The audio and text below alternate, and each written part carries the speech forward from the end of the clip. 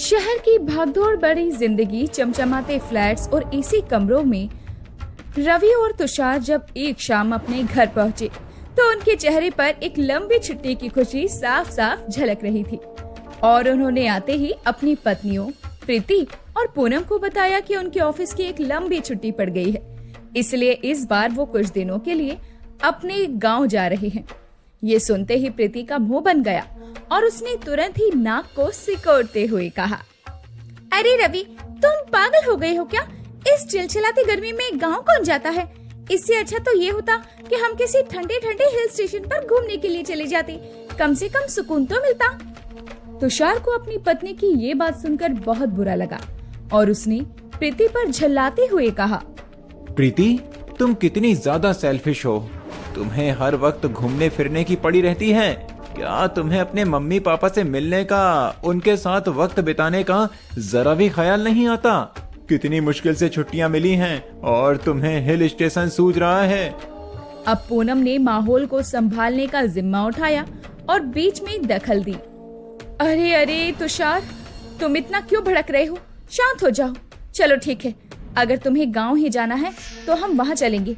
आखिरकार दोनों देवरानियां अपने अपने पतियों के साथ गांव के लिए रवाना हो गई। जब वो पुराने पुश्तैनी गांव पहुंचे तो वहां का माहौल शहर से बिल्कुल अलग था। घर के बाहर पक्की सड़क की जगह कच्ची मिट्टी का आंगन था और बड़ी बहू तुलसी ने पारंपरिक तरीके से मिट्टी का चूल्हा जला रखा था और पूरे आंगन में ताजे गोबर से लीपने की एकदम साफ सुथरी झलक नजर आ रही थी।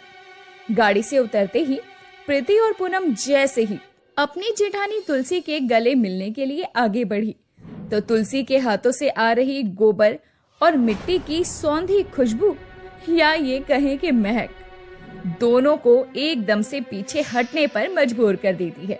अब उन दोनों ने अपनी नाक पर हाथ रख लिया और मुंह बनाते हुए फुसफुसाई, छी, आजकल के जमाने में ये गोबर मिट्टी लीपने का काम कौन करता है?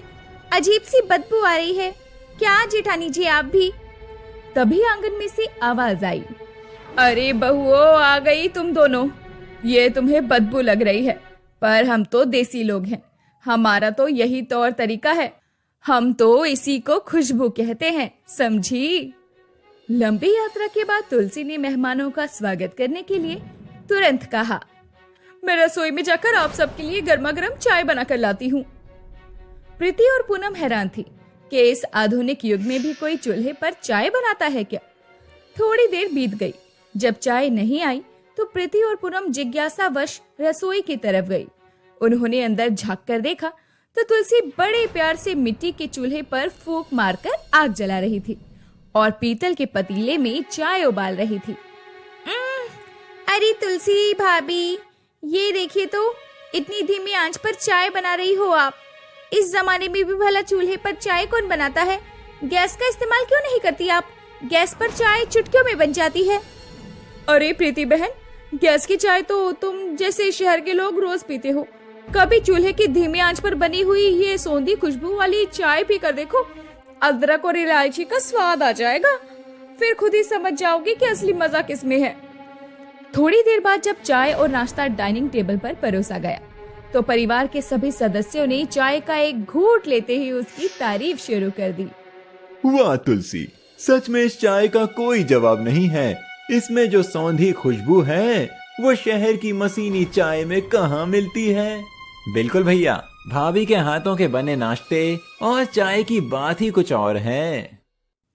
रात के वक्त जब तुलसी ने चूल्हे और गैस दोनों पर मिलाकर पूरे परिवार के लिए शानदार खाना बनाया तो खाते ही सबने उसकी जमकर तारीफ की। रात गहरी हो चुकी थी। गांव के उस पुराने से घर में शहर के एसी और कूलरों की आदत वाली प्रीति और पूनम को कहाँ नींद आनी थी। उन्हें भयंकर गर्मी और उमस सता रही थी। ऊपर से घर के आंगन और कमरों में मच्छर उनके कान के पास भिनभिना रहे थे। दोनों देवरानियों को एक पल के लिए भी नींद नहीं आई। आखिरकार तंग आकर प्रीति और पूनम दोनों उठकर घर की छत पर चली गई। ठंडी हवा में दोनों एक चारपाई पर बैठी। अब तो उनके मन में अपनी सबसे बड़ी जेठानी तुलसी के लिए जलन और ईर्ष्या साफ झलक रही थी। पूनम, तुमने देखा सब लोग कैसे उस तुलसी की तारीफों के पुल बांध रहे हैं। हमारे पति भी शहर से गांव आकर इन्हीं के हो गए। सुबह से लेकर रात तक जब देखो तुलसी तुलसी बोल रहे हैं। अगर हम ऐसे ही चुपचाप बैठी रही तो ये लोग हमें कुछ नहीं समझेंगे।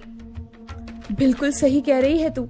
हमें कुछ तो ऐसा करना होगा जिससे सबका ध्यान हमारी तरफ आए। क्यों ना हम इस रसोई पर पूरी तरह से कब्जा कर लें और जब तक हम यहाँ हैं ये साबित कर दें कि इस पूरे ब्रह्मांड में सबसे बेहतरीन और मॉडर्न खाना हम दोनों ही बना सकती हैं। अरे वाह, क्या आइडिया है। तुम्हारे दिमाग की तो दाद देनी पड़ेगी। कल सुबह से ही हम इस रसोई की कमान अपने हाथों में संभाल लेंगे। तुलसी को साइड कर देंगे, फिर देखते हैं कौन हमारी तारीफ नहीं करता। इसी रात छत पर दोनों देवरानियों ने मिलकर उस रसोई पर कब्जा करने का एक खतरनाक षड्यंत्र रच लिया था। अगली सुबह प्रीति और पूनम ने तय प्लान के मुताबिक तुलसी को रसोई में घुसने ही नहीं दिया। वो दोनों सुबह सुबह उठकर गैस के पास पहुंच गई और बड़े शान से सबके लिए ब्रेड टोस्ट, सैंडविच और फैंसी कॉफी तैयार करने लगी। थोड़ी देर में घर की चुगलखोर पड़ोसन कमला आधम की। कमला को हर चीज में नुक्स निकालने की जैसे बीमारी सी थी। उसने टेबल पर रखे ब्रेड टोस्ट को हाथ में उठाया और एक बाइट लिया और मुंह बिगाड़ते हुए बोली, अरे अरे सुमित्रा बहन, ये शहर से आई नई बहुएं क्या जानेंगी, अंट शंट खिला रही है।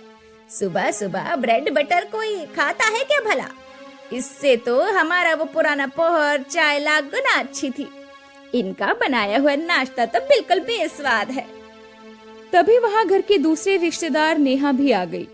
नेहा ने भी सैंडविच खाया और उसे भी वो कुछ खास पसंद नहीं आया। उसने प्लेट साइड में रख दी। प्रीति और पूनम का चेहरा उतर गया।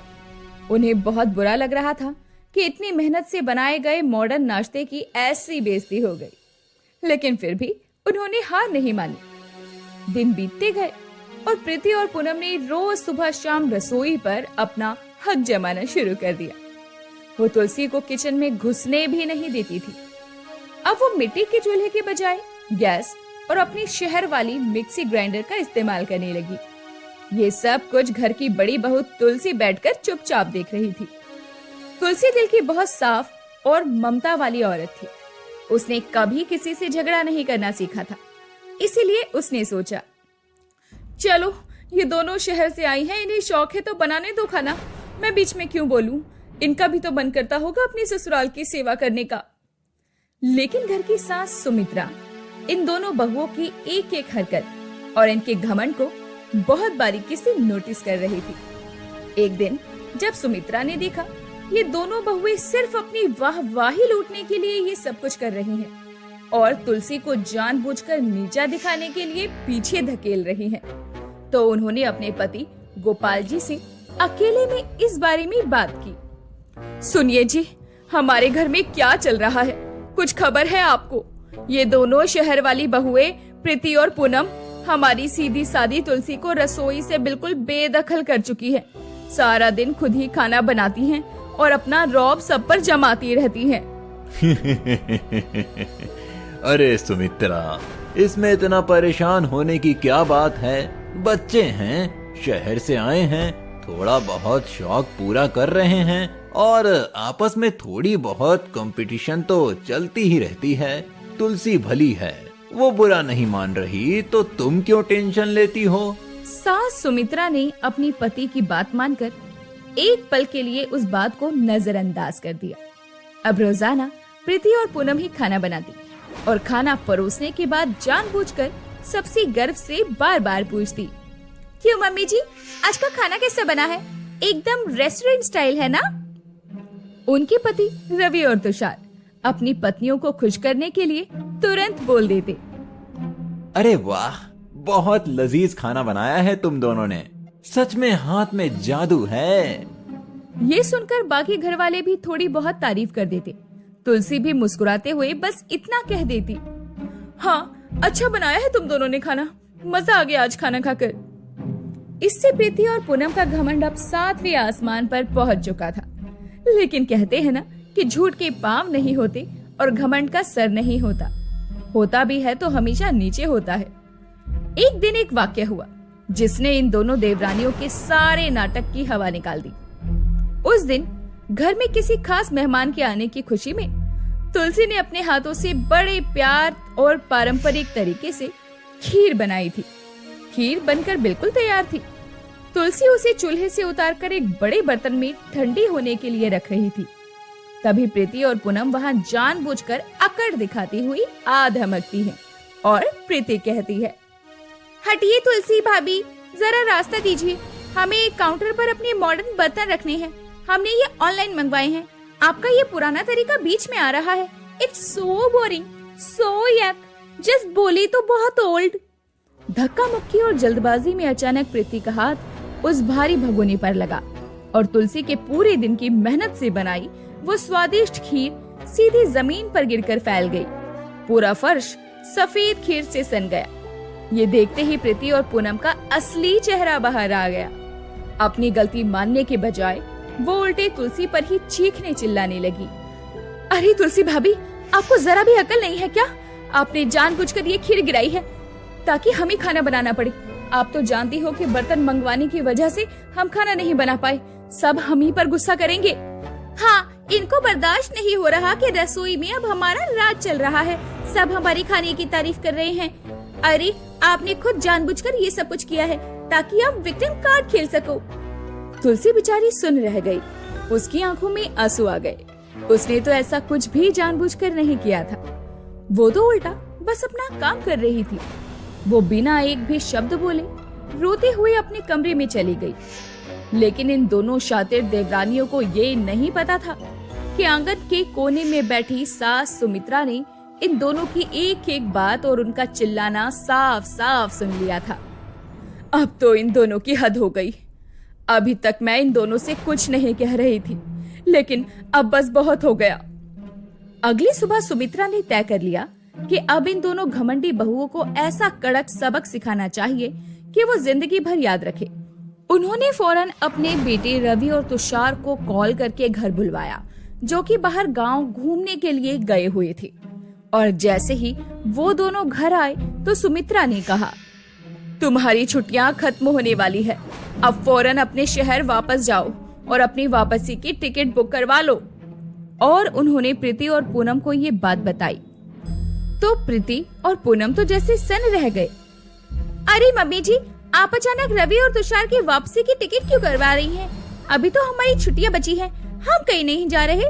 हम दोनों भी इनके साथ शहर वापस अभी नहीं जा सकती। कुछ दिन के लिए यहीं रुकना चाहते हैं। फिर आप वापसी की टिकट क्यों करवा रही हैं?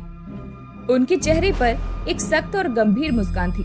उन्होंने अपनी दोनों शहरी बहुओं की तरफ देखा और कड़क आवाज में बोली, टिकट तुम दोनों के लिए नहीं कट रही है, बल्कि बस तुम्हारे पति ही शहर वापस जा रहे हैं। तुम तो अब दोनों मेरे साथ हमेशा यहीं रहोगी।